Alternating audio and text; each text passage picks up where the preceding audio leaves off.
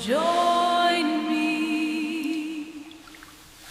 If you walked south across the only bridge in medieval London, the Old London Bridge, lined with cramped houses and shop fronts, you didn't just cross the Thames, you crossed a line. On the far bank lay Southwark, louder, looser, and playing by its own set of rules. Picture bear-baiting pits roaring with crowds, taverns sloshing ale until sunrise, and playhouses testing bold new stories. Tucked among them were the stews bathhouses that became brothels selling heat, privacy, and whatever else a purse could buy. Think of it as the city's pressure valve. And here is a surprising secret, a truth that still shocks people today. The man with the fattest slice of the profits from this carnival of sin wore a bishop's ring. Did you know that, back then, Southwark wasn't technically part of London? It actually sat in Surrey, outside the city's strict jurisdiction, but not fully under county control either.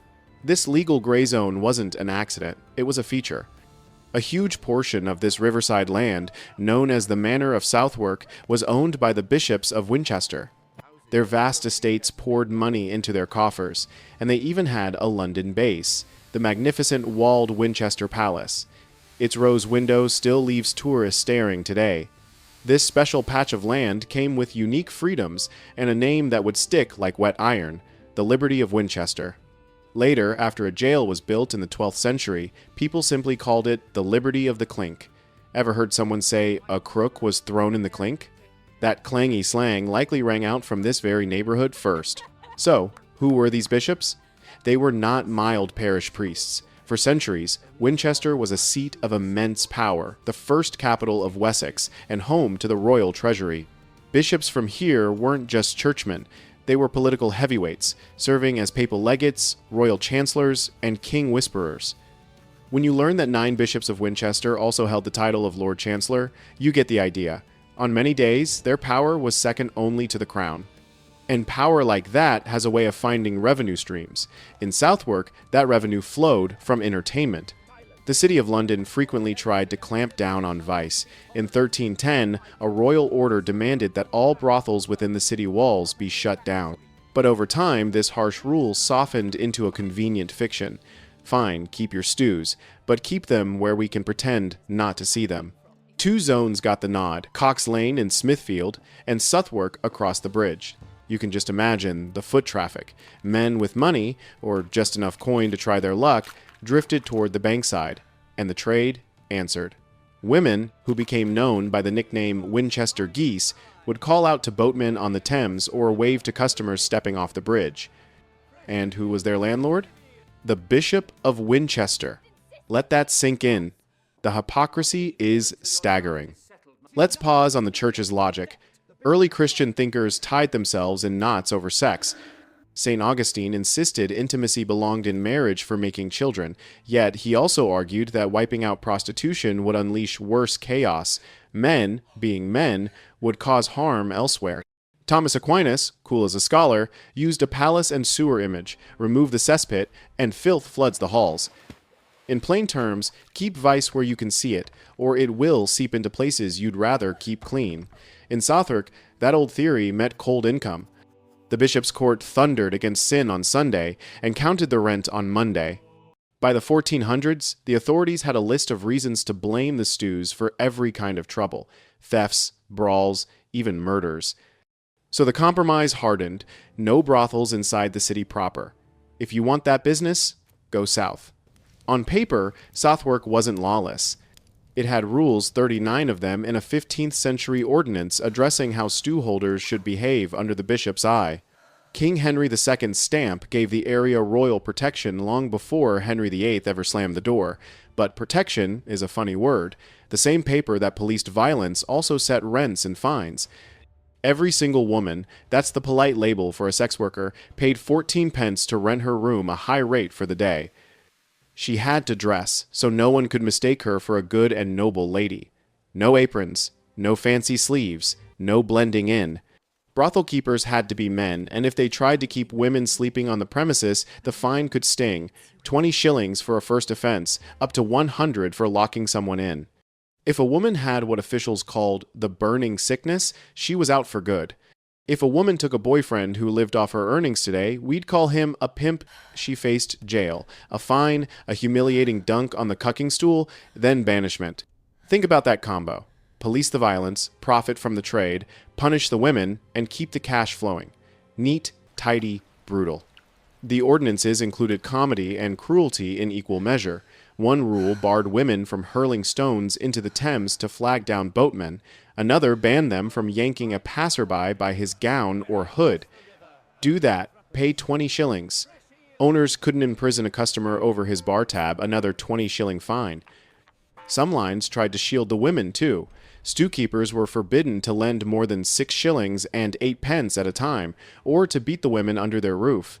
Sounds generous until you read the court records and meet cases like Christiana Swino, who had to fight for 9 days to leave a house, or Isabella Lane, a girl forced to stay 4 days to be used after a backroom deal.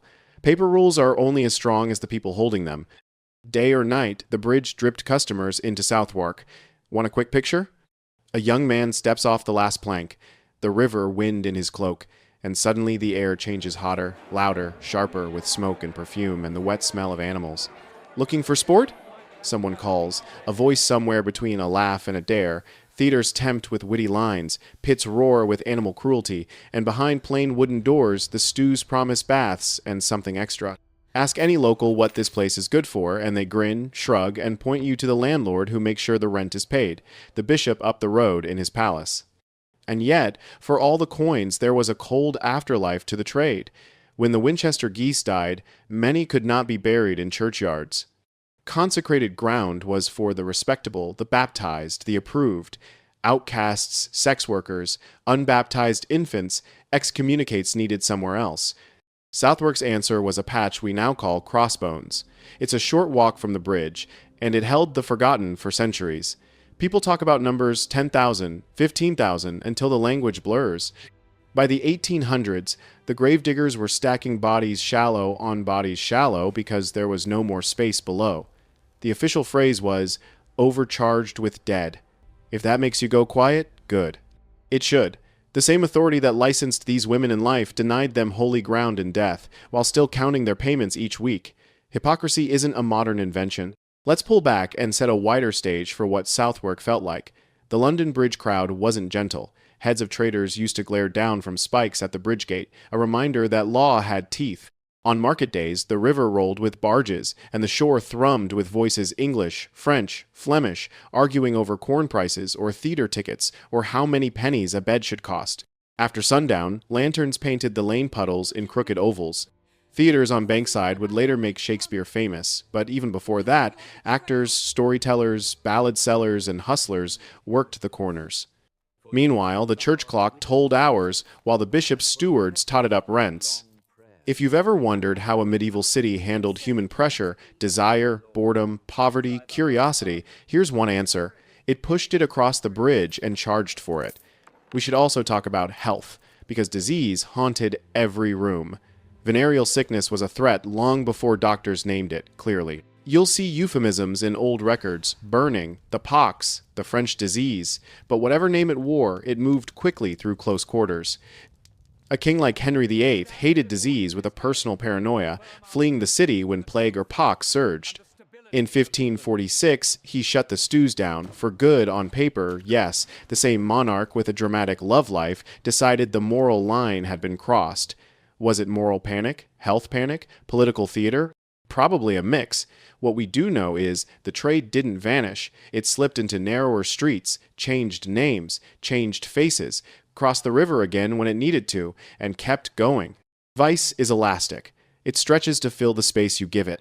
If you're watching this and thinking, this is outrageous, how did the church justify any of it? You're asking the right question. Part of the answer is medieval compartmentalizing, condemn with the tongue, control with the hand, collect with the purse. Part is the logic of liberties, patches of land carved out with special rights, where pragmatic rulers allowed things they didn't want inside the city walls. Part is simply money. If a bishop can tax boats, markets, and inns, he can tax stews too. Or, to put it more bluntly for the comments, people will always look for pleasure, so the powerful will always look for a way to meter it. Daily life around this economy was a grind of rules and improvisation. Women paid for rooms they couldn't legally sleep in. They changed clothes to match laws that told on them. They learned the rhythms of holy days. When the entire lordship cleared them out, no work, no coin, waited out. They navigated stewkeepers' loans, the weight of city guards' attention, and the hot stare of customers who wanted privacy but liked to brag. And in the background, the clink kept its doors ready. If a fight got loud or a debt got ugly, someone heard that iron ring. Take a breath and imagine an ordinary evening. Not a scandal, not a raid, just a Tuesday. The river is ink under a slice of moon. A barge slides through black water. A woman wraps a cloak tight and watches for a familiar boatman, not to shout, not to throw stones this time, but to see if the regulars are coming. In the distance, bear handlers rinse blood from boards. A tavern keeps singing even as someone upstairs coughs a dry cough you never want to hear. Down a narrow lane, two boys carry buckets from a bathhouse, steam curling around their faces, laughing too loud for the hour. A steward from Winchester Palace turns a key in a door that locks the day's tallies in a chest. The bishop's cook tastes a stew and decides it needs more pepper spice, costs money, but the house should smell successful. The city across the bridge sleeps with one eye open. Moralists draft sermons, customers draft excuses, everyone drafts tomorrow's coin. How do you judge a place like this? Carefully and with context. It's easy to point at the bishop and shout, "Hypocrite." He was. It's easy to pity the women and forget they had agency in slivers too small, often, but not zero. Many steered their own lives as best they could inside a machine they didn't build. It's easy to applaud the laws protecting women from being beaten or held captive, and harder to swallow how often those laws stayed words on skin-thin paper. And it's easy to think the closure in 1546 cleaned up London. It didn't. It folded one rowdy neighborhood into 100 discreet addresses with softer voices and tighter doors. What does Southwark carry forward to us? First, a language echo. The clink. Goose, as a wink towards sex work. Street names that still blush if you say them out loud. Second, a memory map. Crossbones Graveyard, where people tie ribbons and leave messages on iron gates at dusk, is a stark line back to the outcast dead. If you ever visit, look up from your phone for 1 minute. The traffic hums, yes, and the glass towers glare, but in the drift of evening, you can feel a weight there, not just sorrow, but witness. Third, a lesson about power.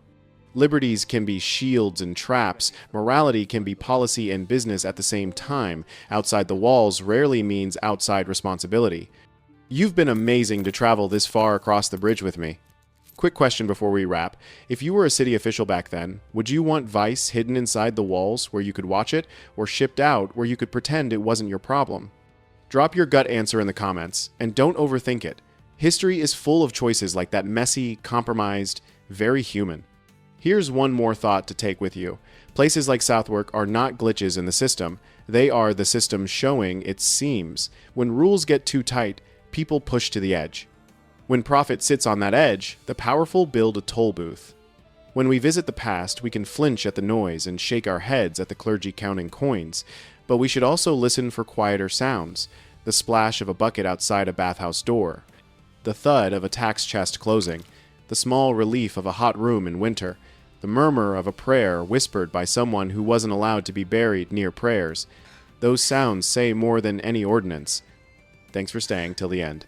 If this changed how you picture the south bank of the Thames, tell me which detail hit hardest. Was it the clink's iron ring, the rent on a single woman's room, or the ribbons at Crossbones? And if you want more stories where power, profit, and morality collide on old cobblestones, you know what to do. Hit subscribe, share this with a friend who loves the stranger corners of history, and we'll meet again next week. Until then, keep your eyes open when you cross bridges. The rules can change on the far side.